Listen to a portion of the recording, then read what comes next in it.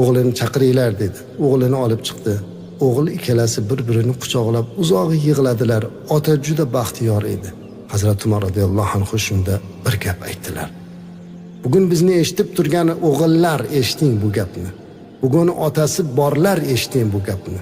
Hazrat Umar radhiyallohu anhu haligi bolani oldiga kelib aytdi: "Ey kilob, sen nimaga chiqding o'zi bu yo'lga?" dedi. Ya'ni nima o'zingcha jihad deb chiqding? Nega dedi? Jannat umididami dedilar. Ha shunday. Ha huna jannat dedi. Mana jannat dedi otasini ko'rsatib oyoqlarini. Buni tashlab ketma dedilar. Ha azizlar, roziligini olib jannatga kirib olish imkoniyati uyimizda turibdi. Uyingizda otasi borlar, ularning xizmatini qiling.